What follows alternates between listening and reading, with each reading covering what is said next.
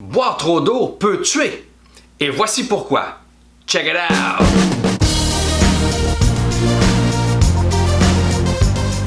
Bonjour et bienvenue sur cette chaîne où nous mettons découvertes et savoirs à l'avant-plan.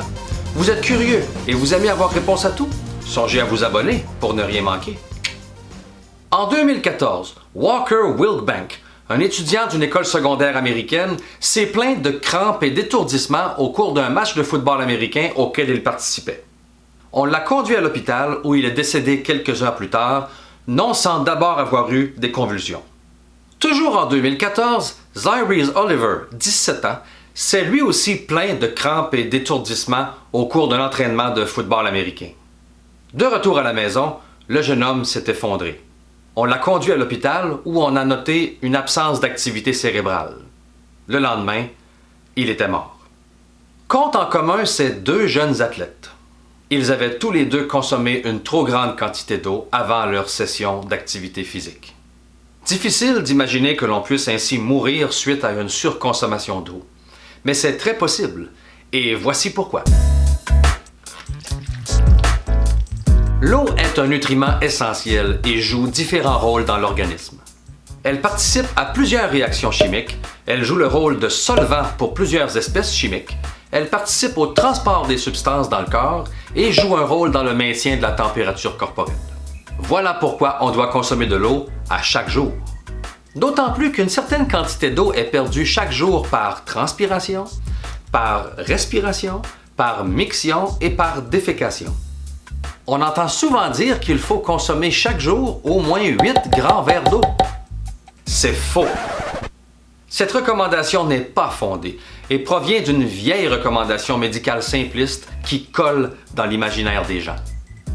Une partie de l'eau nécessaire à la bonne santé de ton corps provient de réactions chimiques produites par ton corps lui-même. Une autre bonne partie de l'eau consommée provient des aliments solides, car ils contiennent tous de l'eau à des degrés variables. Même les aliments dits secs contiennent une certaine quantité d'eau. Reste donc un manque à gagner quotidien d'un peu plus d'1 litre d'eau. Ce litre manquant peut être obtenu par la consommation de divers aliments liquides. De l'eau bien sûr, mais toute boisson ou encore de la soupe fait aussi l'affaire. Comme on peut voir, la consommation quotidienne d'eau varie beaucoup et les 8 grands verres d'eau seraient sûrement de trop. Alors comment savoir si la quantité d'eau consommée est appropriée? Bonne nouvelle! Plus de 300 millions d'années d'évolution ont parfait le mécanisme de la soif, qui prescrit exactement la quantité d'eau à boire. Si vous avez soif, buvez de l'eau. Vous n'avez pas soif, n'en buvez pas. Attention toutefois, le mécanisme de la soif est un peu moins bien rodé chez les jeunes enfants et chez les gens plus âgés. On recommande donc aux individus faisant partie de ces groupes de consommer un peu d'eau supplémentaire, même s'ils n'ont pas soif. Le mécanisme de la soif est médié par l'hypothalamus. 2 stimuli principaux déclenchent la sensation de soif. Un changement dans la concentration du liquide intercellulaire et une diminution du volume sanguin. Les cellules du corps baignent dans un liquide appelé à juste titre liquide intercellulaire. Les cellules, elles-mêmes remplies d'eau, ont une concentration en minéraux nécessaire au bon fonctionnement du métabolisme. Le liquide intercellulaire se trouve lui aussi à une concentration en minéraux qui, on l'espère, est la même que celle à l'intérieur des cellules. Lorsqu'il y a un déséquilibre entre les deux concentrations, l'eau migre à travers la membrane cellulaire pour équilibrer les concentrations de part et d'autre. C'est un phénomène que l'on appelle osmose. Ainsi, si on consomme beaucoup de minéraux, du sel par exemple, la concentration en minéraux dans le liquide intercellulaire va augmenter et l'eau quittera la cellule pour équilibrer les concentrations. Et vous aurez soif. Mais que se passe-t-il lorsqu'on boit trop d'eau? Boire beaucoup d'eau dilue le liquide intercellulaire et abaisse donc sa concentration en minéraux, une condition qu'on appelle hyponatrémie. Par osmose, l'eau migre vers l'intérieur de la cellule, causant une augmentation de volume. Le volume des cellules augmente, d'abord dans les extrémités, comme les mains ou les pieds, où on observe une enflure. Mais d'autres parties du corps sont limitées dans leur capacité d'expansion. C'est le cas du cerveau qui, bien à l'abri dans le crâne, y est aussi bien à l'étroit. Si la consommation d'eau est exagérée, l'individu pourrait souffrir d'un édème cérébral. Cette situation entraîne une suite de conséquences de plus en plus graves. Maux de tête, vomissements, convulsions, coma et même parfois la mort. Certains individus atteints d'un trouble psychiatrique appelé potomanie peuvent consommer des quantités impressionnantes d'eau. Mais ces cas sont plutôt rares dans la population.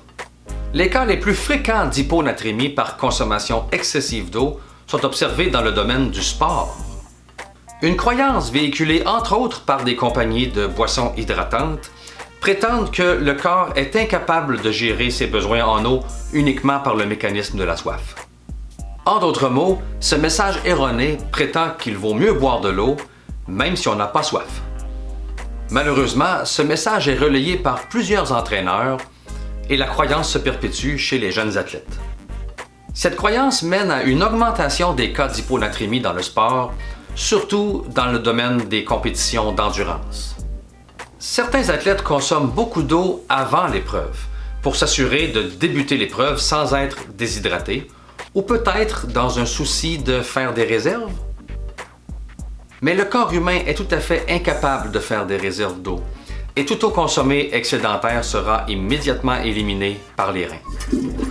Au cours de l'épreuve sportive, la transpiration fait perdre de l'eau à l'athlète, mais également une certaine partie de sels minéraux. Si l'athlète consomme systématiquement de l'eau à chaque station de ravitaillement, il contribue à diminuer la concentration en minéraux, déjà réduite par la transpiration. Une fois parvenu au fil d'arrivée, s'il y parvient, l'athlète peut être en sérieuse condition d'hyponatrémie et être hospitalisé après l'épreuve.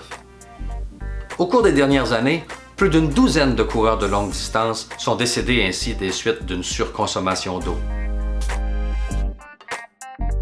Les recommandations les plus objectives dans le domaine de la médecine du sport sont de se fier au mécanisme de la soif pour toute épreuve sportive de moins de 90 minutes.